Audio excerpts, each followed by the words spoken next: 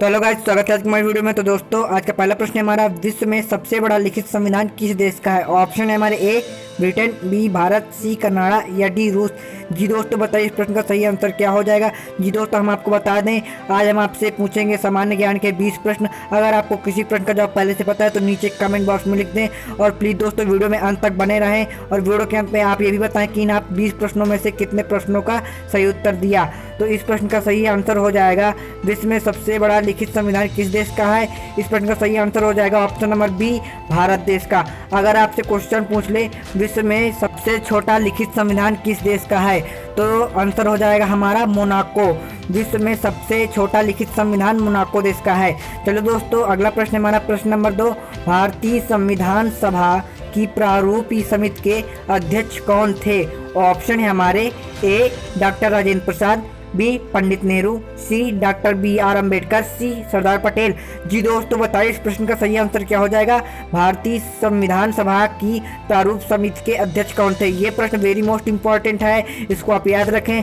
जी दोस्तों, प्रश्न का सही आंसर हो जाएगा option number C, doctor B R. Ambedkar. तो दोस्तों, एक प्रश्न हमारा यहाँ से और बनता है, भारतीय संविधान सभा के प्रारूप समिति में कुल कितने सदस्य थे? तो इस प्रश्न का सही आंसर हो जाएगा 7। भारतीय संविधान सभा की प्रारूप समिति में 7 सदस्य थे। अगर पूछ ले भारतीय संविधान प्रारूप समिति के अध्यक्ष कौन है, तो हो जाएगा भीमराव अम्बेडकर। चलिए दोस्तों, अगला प्रश्न है हमारा, वर्तमान में भारतीय संविधान में कितनी अनुसूचियां हैं? ऑप्शन है हमारे ए 12, बी 15, सी 25 या डी 8। ये प्रश्न बहुत ही इंपॉर्टेंट है दोस्तों, बताइए इस प्रश्न का सही आंसर क्या हो जाएगा। वर्तमान में भारतीय संविधान में कितनी अनुसूचियां हैं? इस प्रश्न का सही आंसर हो जाएगा ऑप्शन नंबर ए 12। अगर एक प्रश्न हमारा यहाँ से और बनता है, मूल में भारतीय संविधान में कितनी अनुसूचियां थी मूल संविधान में? तो इस प्रश्न का सही आंसर हो जाएगा ऑप्शन नंबर डी 8। तो दोस्तों, अगला प्रश्न है हमारा प्रश्न नंबर 4, संविधान सभा के संवैधानिक सलाहकार कौन थे? ऑप्शन है हमारे ए श्री के मुंशी, बी डॉक्टर राजेंद्र प्रसाद, सी सच्चिदानंद सिन्हा या डी सर बी.एन. राव। जी दोस्तों, बताइए इस प्रश्न का सही आंसर क्या हो जाएगा। संविधान सभा के संवैधानिक सलाहकार कौन थे? जी दोस्तों, इस प्रश्न का सही आंसर हो जाएगा option number B, sir B N. Rau. संविधान सभा के संवैधानिक सलाहकार सर बी.एन. राव थे। चलिए दोस्तों, अगला प्रश्न हमारा प्रश्न नंबर 5। अभी तक आपने हमारे चैनल को सब्सक्राइब नहीं किया है तो सब्सक्राइब कर ले और बेल आइकन को प्रेस कर ले। प्रश्न नंबर 5 है हमारा, भारत के राष्ट्रपति पद के लिए न्यूनतम आयु क्या है? ऑप्शन है हमारे ए 21 वर्ष, बी 35 वर्ष, सी 25 वर्ष या डी 30 वर्ष। जी दोस्तों, बताइए इस प्रश्न का सही आंसर क्या हो जाएगा। भारत के राष्ट्रपति पद के लिए न्यूनतम आयु कितनी है, कम से कम पूछ रहा है यहाँ पे। तो जी दोस्तों, इस प्रश्न का सही आंसर हो जाएगा ऑप्शन नंबर बी 35 वर्ष। अगर पूछ ले भारत के राष्ट्रपति पद के लिए अधिकतम आयु क्या है, तो इसका हो जाएगा अनंत, कुछ भी हो सकती है। चलिए दोस्तों, अगला प्रश्न है हमारा प्रश्न नंबर 6, संविधान सभा के स्थायी अध्यक्ष कौन थे? ऑप्शन है हमारे ए सच्चिदानंद सिन्हा, बी पंडित नेहरू, सी डॉक्टर राजेंद्र प्रसाद या डी के एम मुंशी। जी दोस्तों, बताइए इस प्रश्न का सही आंसर क्या हो जाएगा। संविधान सभा के स्थायी अध्यक्ष कौन थे? जी दोस्तों, इस प्रश्न का सही आंसर हो जाएगा option number C, doctor Rajendra Prasad. संविधान सभा के स्थायी अध्यक्ष कौन थे? डॉक्टर राजेंद्र प्रसाद। अगर आपसे पूछे संविधान सभा के अस्थायी अध्यक्ष कौन थे, तो इस प्रश्न का सही आंसर हो जाएगा ऑप्शन नंबर ए सच्चिदानंद सिन्हा। वो अस्थायी अध्यक्ष थे संविधान सभा के। चलिए दोस्तों, अगला प्रश्न है हमारा प्रश्न नंबर 7 है हमारा, राज्यसभा का पदेन सभापति कौन होता है? ऑप्शन है हमारे ए राष्ट्रपति, बी उपराष्ट्रपति, सी प्रधानमंत्री या डी गृह मंत्री। जी दोस्तों, बताइए इस प्रश्न का सही आंसर क्या हो जाएगा। राज्यसभा का पदेन सभापति कौन होता है? जी दोस्तों, इस प्रश्न का सही आंसर हो जाएगा ऑप्शन नंबर बी उपराष्ट्रपति। राज्यसभा का पदेन सभापति उपराष्ट्रपति को है।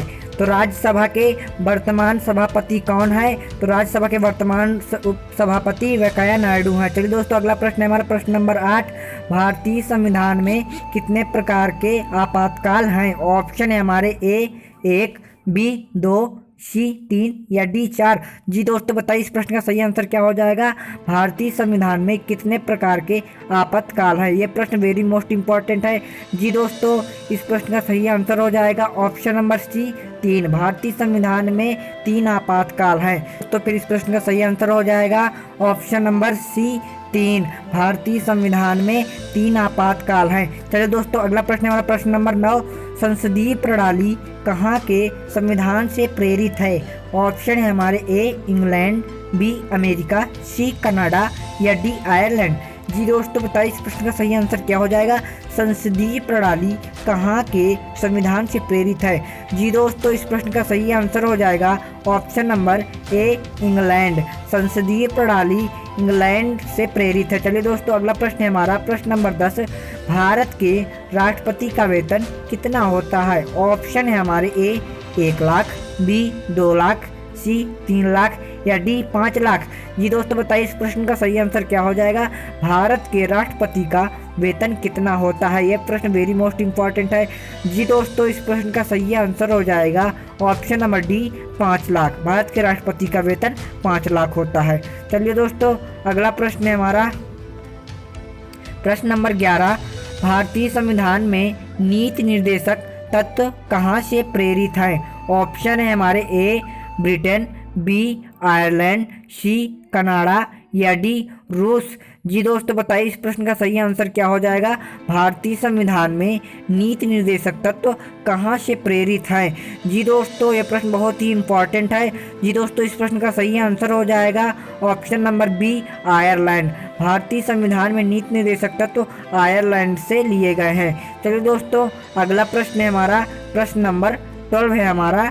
संघ की कार्यपालिका शक्ति किसमें निहित होती है? ऑप्शन है हमारे ए प्रधानमंत्री में, बी मंत्रिपरिषद में, सी राष्ट्रपति में या डी संसद में। जी दोस्तों बताइए इस प्रश्न का सही आंसर क्या हो जाएगा? संघ की कार्यपालिका शक्ति किसमें निहित होती है? जी दोस्तों इस प्रश्न का सही आंसर हो जाएगा ऑप्शन नंबर सी राष्ट्रपति में। संघ की कार्यपालिका शक्ति राष्ट्रपति में निहित होती है। ये प्रश्न वेरी मोस्ट इम्पॉर्टेंट है। आपने अभी तक हमारे चैनल को सब्सक्राइब नहीं किया है तो चैनल को सब्सक्राइब कर ले और बेल आइकन को प्रेस कर ले। और आप ये भी बताएं वीडियो के अंत पे कि आपने इन 20 प्रश्नों में से कितने प्रश्नों का सही उत्तर दिया। प्रश्न नंबर 13 है हमारा। भारतीय संसद के कितने अंग हैं? ऑप्शन है हमारा ए 2, बी 3, सी 4 या डी 1। जी दोस्तों बताइए इस प्रश्न का सही आंसर क्या हो जाएगा? भारतीय संसद के कितने अंग हैं? जी दोस्तों इस प्रश्न का सही आंसर हो जाएगा ऑप्शन नंबर बी 3। भारतीय संसद के 3 अंग हैं। पहला राष्ट्रपति, राज्यसभा और लोकसभा। भारतीय संसद के 3 अंग हैं, राष्ट्रपति, लोकसभा और राज्यसभा। अगला प्रश्न हमारा प्रश्न नंबर 14। राज्यसभा में सीटों की अधिकतम संख्या कितनी हो सकती है? जी दोस्तों बताइए इस प्रश्न का सही आंसर क्या हो जाएगा? ऑप्शन है हमारे ए 250, बी 275, सी 300 या डी 500। जी दोस्तों बताइए इस प्रश्न का सही आंसर क्या हो जाएगा? में सीटों की अधिकतम संख्या कितनी हो सकती है? जी दोस्तों इस प्रश्न का सही आंसर हो जाएगा ऑप्शन नंबर ए 250। राज्यसभा में सीटों की अधिकतम संख्या 250 होती है। अगर आपसे पूछ ले कि लोकसभा में सीटों की अधिकतम संख्या कितनी है तो 552 हो जाएगा। अगला प्रश्न हमारा प्रश्न नंबर 15। भारत में आज़ादी के बाद प्रथम आम चुनाव कब हुए थे? ऑप्शन है हमारे ए 1947, बी 1948 या सी 1952 या डी 1956। जी दोस्तों बताइए इस प्रश्न का सही आंसर क्या हो जाएगा? भारत में आज़ादी के बाद प्रथम आम चुनाव कब हुआ था? जी दोस्तों इन प्रश्नों का सही आंसर इन ऑप्शनों में से नहीं है। इस प्रश्न का सही आंसर हो जाएगा सन 1957 में। भारत में आज़ादी के बाद प्रथम आम चुनाव सन 1957 में हुआ था। चलिए दोस्तों अगला प्रश्न है हमारा प्रश्न नंबर 16। भारत का सर्वोच्च कानून अधिकारी कौन होता है? ये प्रश्न वेरी मोस्ट इम्पॉर्टेंट है। भारत का सर्वोच्च कानून अधिकारी कौन होता है? ऑप्शन है हमारे ए मुख्य न्यायाधीश, बी महान्यायवादी, सी राष्ट्रपति या डी कानून मंत्री। जी दोस्तों बताइए इस प्रश्न का सही आंसर क्या हो जाएगा? भारत का सर्वोच्च कानून अधिकारी कौन होता है? जी दोस्तों इस प्रश्न का सही आंसर हो जाएगा ऑप्शन नंबर बी महान्यायवादी। भारत का सर्वोच्च कानून अधिकारी महान्यायवादी होता है। अगला प्रश्न हमारा प्रश्न नंबर 17। संविधान का संरक्षक कौन होता है? ऑप्शन है हमारे ए सर्वोच्च न्यायालय, बी राष्ट्रपति, सी कानून मंत्री या डी संसद। जी दोस्तों बताइए इस प्रश्न का सही आंसर क्या हो जाएगा? संविधान का संरक्षक कौन होता है? जी दोस्तों इस पर ही आंसर हो जाएगा ऑप्शन नंबर ए सर्वोच्च न्यायालय। कहीं कहीं पूछ लेता है दोस्तों संविधान का पेरेंट कौन होता है, तो आंसर हो जाएगा हमारा ऑप्शन नंबर ए सर्वोच्च न्यायालय। अगला प्रश्न है हमारा प्रश्न नंबर 18।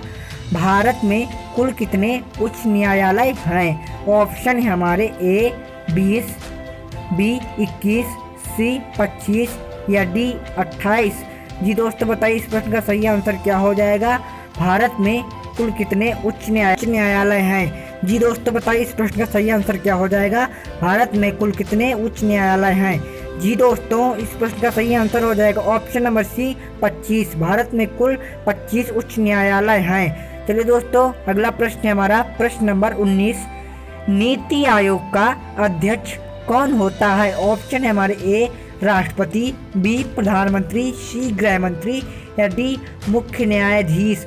यह प्रश्न वेरी मोस्ट इंपॉर्टेंट है। जी दोस्तों बताइए इस प्रश्न का सही आंसर क्या हो जाएगा? नीति आयोग का अध्यक्ष कौन होता है? जी दोस्तों इस प्रश्न का सही आंसर हो जाएगा ऑप्शन नंबर बी प्रधानमंत्री। नीति आयोग का अध्यक्ष प्रधानमंत्री होता है, जो कि वर्तमान नीति आयोग अध्यक्ष नरेंद्र मोदी हैं। चलिए दोस्तों अगला प्रश्न हमारा प्रश्न नंबर 20, जिसका आंसर हम आपको नहीं बताएंगे।